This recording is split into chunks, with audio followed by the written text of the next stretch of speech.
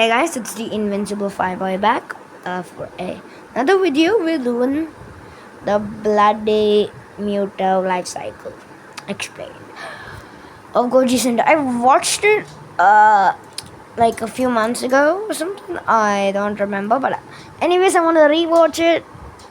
I just like it. Probably one of my favorite videos of Goji Cinder. So let's get into it. Today, you'll learn that being a m.u.t.o is not easy, and being born into this species means that you'll probably have a less than 1% chance of making it out alive. And even after you survive, you'll probably be condemned to suffer a horrible death.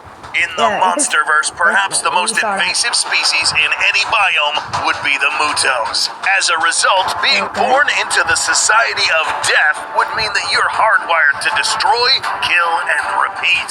Which means that you'll make a lot of enemies throughout your lifetime.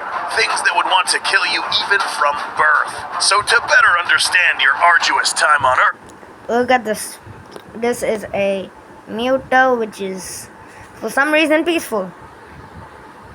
Let us introduce you to the m.u.t.o life cycle. In this journey, you can either be born a male m.u.t.o or a female m.u.t.o. If you are unfortunate to be born a male m.u.t.o, then you'll soon find out that you're... 1 minute. I don't want to spoil anything, but technically it's not there unless I forgot it. The m.u.t.o life cycle, or male female, like all that, is just like a prey mantis. If you know what that is, you know what's gonna happen. In this journey, you can either be born a male m.u.t.o or a female m.u.t.o. If you are unfortunate to be born a male m.u.t.o, then you'll soon find out that your time on Earth will probably be short. On the contrary, being born a female m.u.t.o opens the possibility for you to increase rank and potentially turn into one of the most powerful titans on the planet. Your chances of making it this far are very low. But to begin, let us introduce you to the m.u.t.o Prime. Stage 1, the first generation. All m.u.t.o life cycles begin with this titan, m.u.t.o Prime or Titanus Jinshin Mushi. Question. Well, how was that the first m.u.t.o Prime? If this is the first generation, how did the first generation happen? I have this question with everything. Okay. This is the most powerful iteration of all m.u.t.o specimens. If you're lucky and born into the right gender, you may just become one of these. Small chance.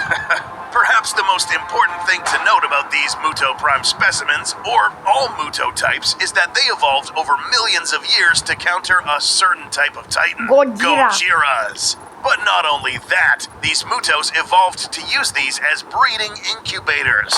That's right, m.u.t.o Prime specimens will jumpstart the life cycle after they successfully defeat a Gojira specimen, subjugating it and implanting syringes thingies. Like, I don't remember because it's like Kaiju Universe. Old Kaiju Universe isn't around, so I don't remember.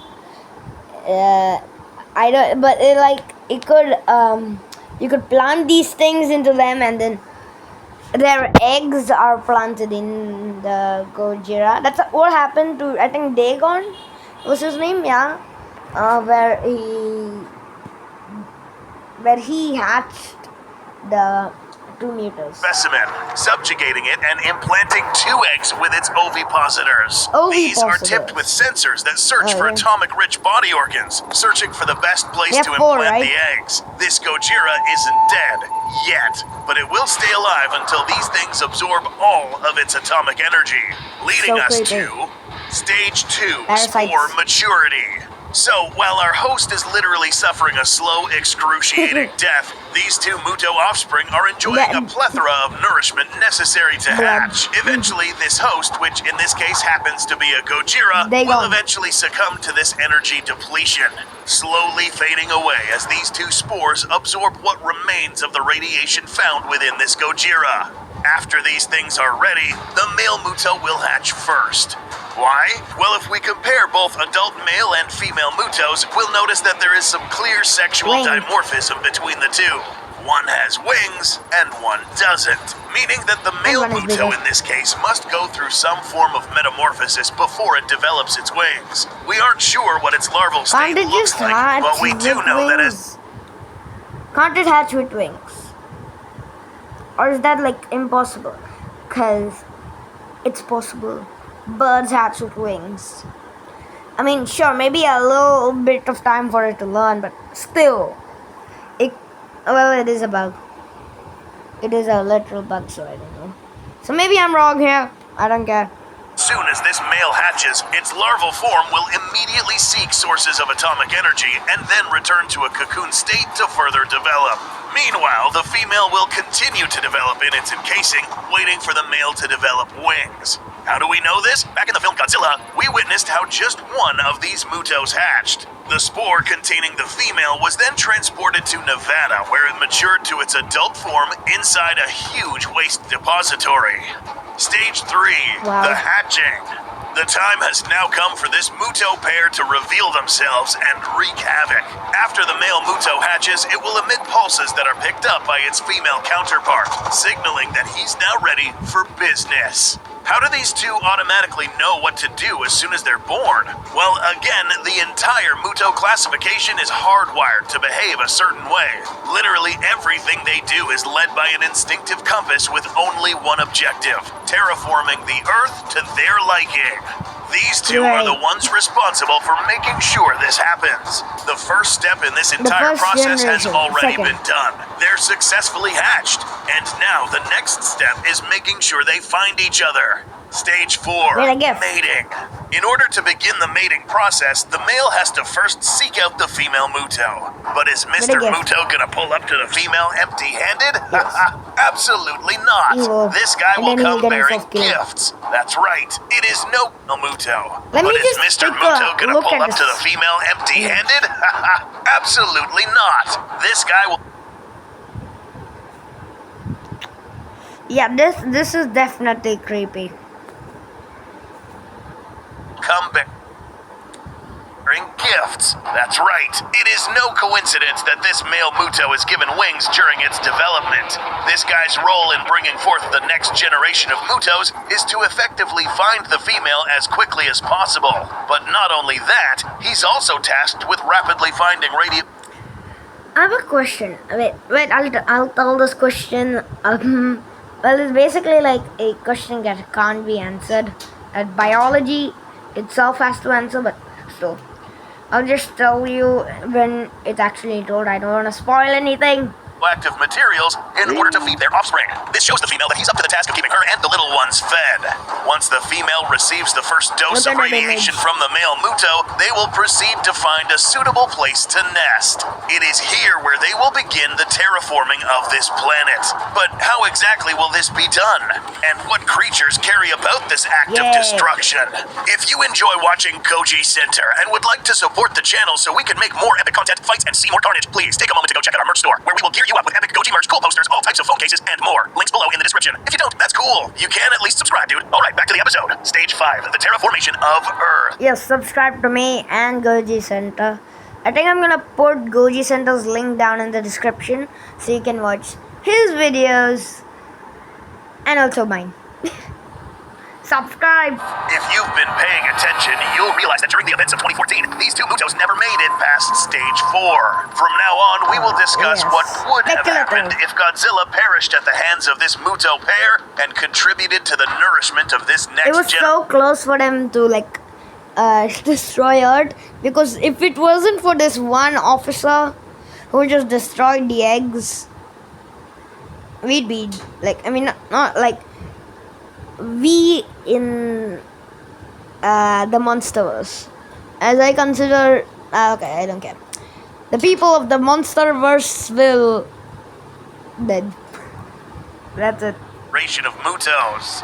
Keep in mind that this female can carry hundreds of these smaller m.u.t.os. Once setting up her nest, the parents will be tasked with providing... Why doesn't the prime m.u.t.o do this?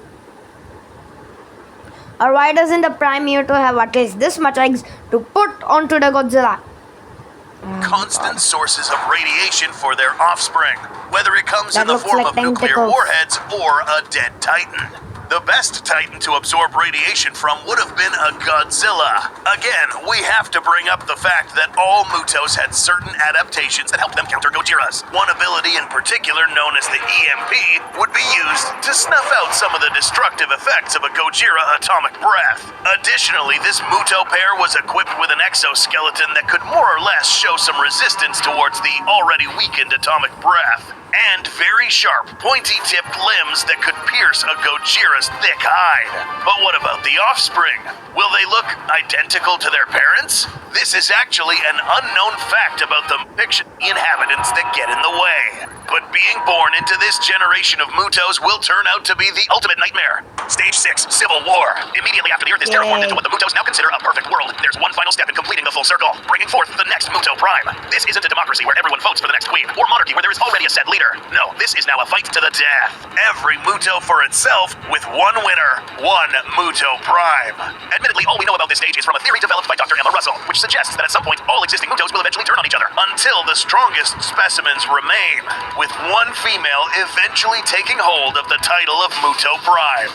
But there is a Titan, also known as a Queen m.u.t.o, showed up after Godzilla killed the last remaining m.u.t.o Prime. So where do these fit into the m.u.t.o life cycle? And why do they look different from the regular female m.u.t.o? It was mentioned by Michael Dougherty that this Queen m.u.t.o's ridges are more or less like status symbols. Actions such as winning in combat or completing mating rituals may have triggered the development of these ridges, which makes us believe that these could only be attained by the generations of m.u.t.os that were directly birthed by the m.u.t.o Prime. But that's just a theory. This particular m.u.t.o probably survived this said civil war between all female m.u.t.os, but was not active or strong enough to morph into the next m.u.t.o Prime, leaving that to another female who successfully fended off the rest. And finally, we need to discuss what happened to the rest of these dudes, the males. Another theory is that after they complete their paternal duties, the females would then proceed to devour the male specimens, similar to real-life mantises. After they successfully breed, the female will then proceed to kill and eat the male partner. This might explain why there aren't any males left during this stage of the m.u.t.o cycle. After there is only one or a few female m.u.t.os left, only one will have the privilege to evolve into the next m.u.t.o Prime. Stage 7, Titanis Chinchin Mushi. The cycle reaches of dormancy and likely develops another cocoon. Her wounds will now begin to heal, and her limbs will morph into thicker and more powerful weapons. Her armor will become more scaly, razor-sharp spikes will develop along her spine, and she now will be equipped with ovipositors with tips strong enough to pierce thick Gojira hides.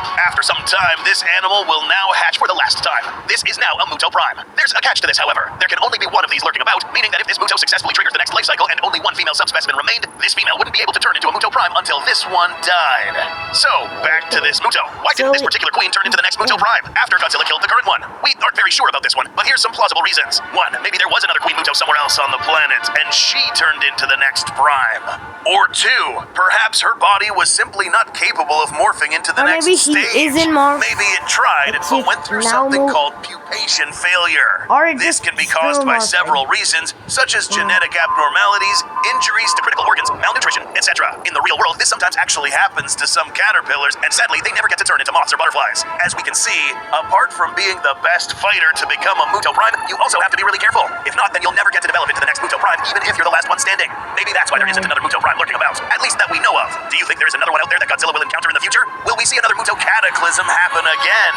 Make sure you subscribe to not miss the next episode discussing kaiju, dinosaurs, and battle face-offs. Special thanks to Dangerville for providing this epic m.u.t.o footage. If you subscribe to me, want to see their documentary, check out the link in the description. Subscribe and tell them Goji sent you.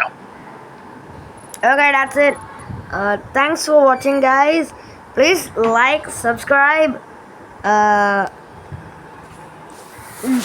do all of this with the like button. You subscribe, then put the notifications on, but to Goji Center and me. Don't forget me. Don't forget. And also share. Yes. Please share. So like if you please just do all of this here.